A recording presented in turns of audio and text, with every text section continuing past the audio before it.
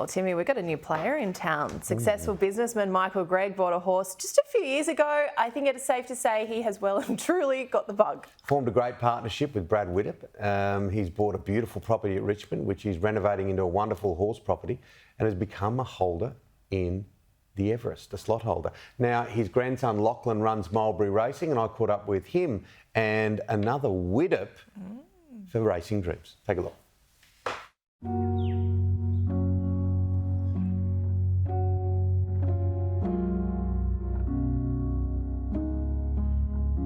This is a classic racing story, isn't it? Because your grandfather, who was big in other business, bought a horse or bought a share of a horse with Brad Widdup and said, I love this. Is that what happened? Yeah, look, he bought his first horse with Brad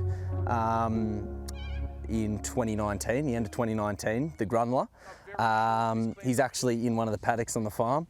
He had, a couple of wins around Goulburn and stuff like that, and then he bought his second horse in 2021, and that it turned out to be Jetterbill. Racing now, Jetterbill bounds away, and Jetterbill set for a big win. Jetterbill a big winner, really extending away Jetterbill. Going right up the inside, Moravia and Jetterbill, late Parade just in front, Jetterbill lunged and knocked it off. Jetterbill finally got the run and beat Parade, looked home. Well, didn't that change complexion? Parade charged up and then Jetterbill's got right up on the inside, and I reckon bobbed and won the money and nose. Jetterbill is slicing through. Kamachi with a good run late. Here's Jetterbill going after Uncommon James, and Jetterbill lets down. Wins the Challenge Stakes. Kamachi's got up to run second. IME third. He definitely fell in love with it after only, a small taste of the industry. And then since then has invested heavily and grown to love it. And he's dreaming big. He's a big thinker, isn't he? Yeah, well, you have to be, don't you?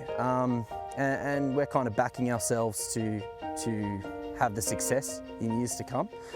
We've got a nice crop of 2-year-olds coming through, and we've got some 3-year-olds there that are still unraced or barely raced. So there's big success soon to come, I hope. The relationship with Brad Widdup, it really seems to be in sync.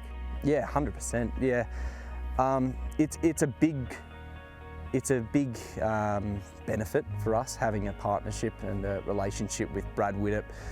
We share a lot of the same values around the data-driven approach, using technology, using all the instruments at our disposal, and also the horse welfare approach. We both take a very patient approach with our horses, and that kind of relates very, very nicely.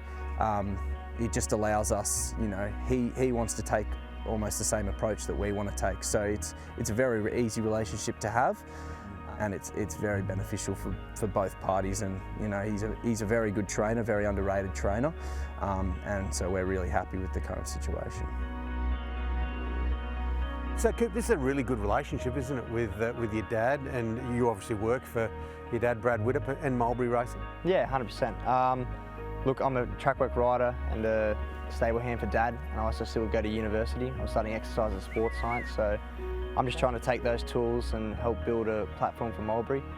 Lachlan worked with us for a little bit at the start just to learn the fundamentals of racing, and then from there he's really taken off, and we bounce from each other a lot. I'm learning a lot from him and the data side, because that's something I sort of want to look towards understanding a little bit more and how that sort of works. But yeah, we go hand in hand pretty well. They've got a slot now in the Everest. How good would it be to have a Brad Widdup horse in the Everest? Oh, it'd be incredible. I think, Jetterbill's right up there. He's going well. He's got to obviously match up with some of the best. You've got Kai Rising coming from Hong Kong. People don't really know how good he is, but we believe in our horse, we believe in our systems, and we're just sort of taking it step by step. There's not a lot of pressure from Mulberry, which is the best part. So I think with Jetterbill and with the horse that we have at the moment, it's just taking it step by step and just seeing what happens from there. But it's good to have a slot in the race, isn't it? And very exciting to have a slot in the Everest, yes. The richest race on turf.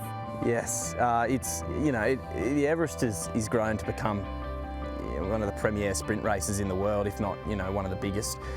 And it's kind of our goal. We're buying all these horses. We're thinking to the future. We want to have those elite horses in those elite races, and so acquiring the slot in the Everest was just kind of in the hopes that we will have those horses to be able to compete in those races. Look, obviously we're definitely hoping, not just this year, but in the years to come, that we'll have the horses ourselves to be able to fill those slots. Jedabill's definitely close to that level. Ability-wise, I think he's there with them. He just needs to get that luck on the track and show that he is and can tangle with those at the elite level and compete in a race like the Everest.